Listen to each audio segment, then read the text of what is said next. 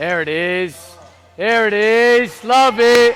Handoffs, crucial part of the game, especially now. More relevant now than ever. At a young age, it's important to learn the nuances inside of it. It'll really help you later, okay? Big time. Players that I've worked, that I've seen, they never get this stuff down and they're struggling in today's game. Dribble handoff again. Inside hand, 4-step off the handoff.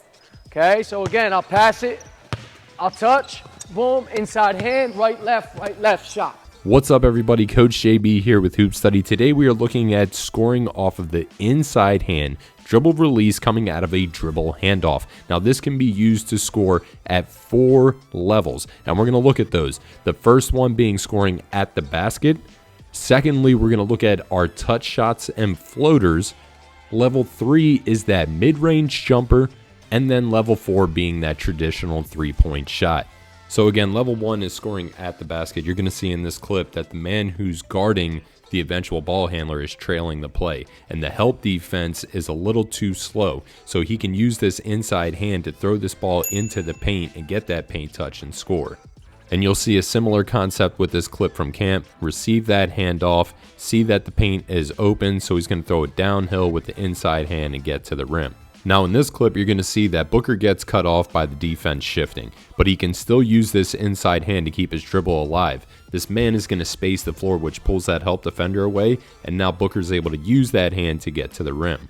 Another time to use this, and it is unique, is when the defense jumps on top of the handoff. So here you can see the defender jumps to the top side, so you can't use your outside hand. So here Garland uses his inside hand to split this and get downhill. You'll see it again here. The defender jumps out on top, so he uses the inside hand to split this and get towards the rim. Now level 2 is our touch shots and our floaters, and remember the key here is that you're using this inside hand to get downhill quicker, but level 2 is where you're really going to have to start reading the defense. Here you can see that Garland can get downhill, but he doesn't want to challenge this big at the rim, so he simply shoots it over the top with a touch shot. Now if this is a shot that you struggle with, we highly suggest checking out our Elite Finishing Academy, and right now you can get 30% off of this academy just by using code HOLIDAY30, and it's going to teach you everything that you need to know for level 2.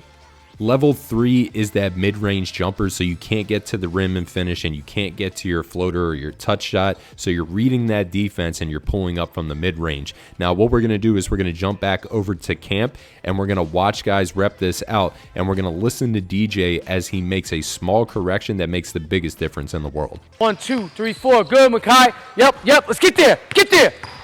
Yes, good. Two more. Let's go. Clap it up for him. Yeah. 1, 2, 3, 4. Love it. Relax. Good. Hit it. Boom. Nice. Good. Relax. Good. Solid. Now, Red, the only thing with you, get the ball as a lefty, you're going like this. The ball's on the inside of your body usually. You're ripping it across like this and dropping it. Takes a little too much time. I want you to go like this and just get out. All right, right away. Try one more. Inside hand. Yep. Touch. Good, come on.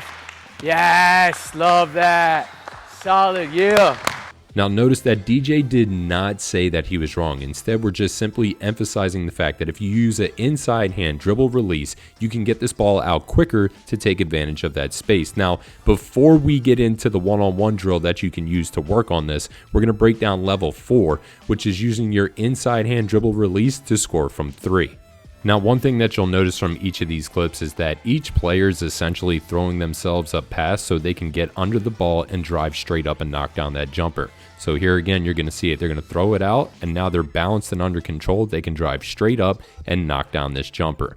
One last clip. Again, throw it out, drive straight up, and it's a knockdown jumper. Now let's look at a one-on-one drill that you can use if you're a coach or a trainer, or you can just use with your teammate to get game reps.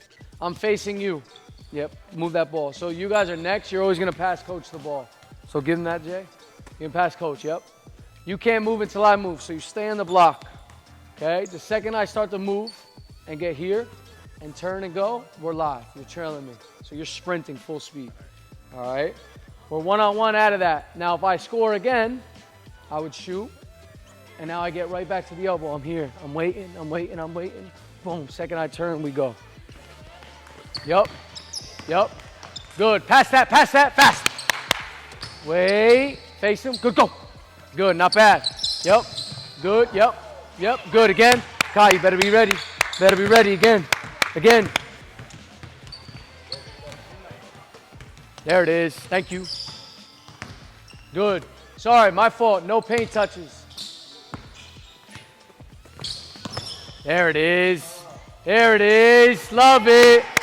So again, just a quick recap here. The offense is starting up at the elbow and the defense is down on the block. Once the offense turns to go receive the dribble handoff, the defense can then start sprinting up the line to recover. Now, our accountability here to not just give the offense a clear-cut advantage is we're saying that you cannot score in the paint. We're saying that there's a help defender there, an imaginary one. So you have to use level 2 or, as we see here, a level 3 scoring opportunity.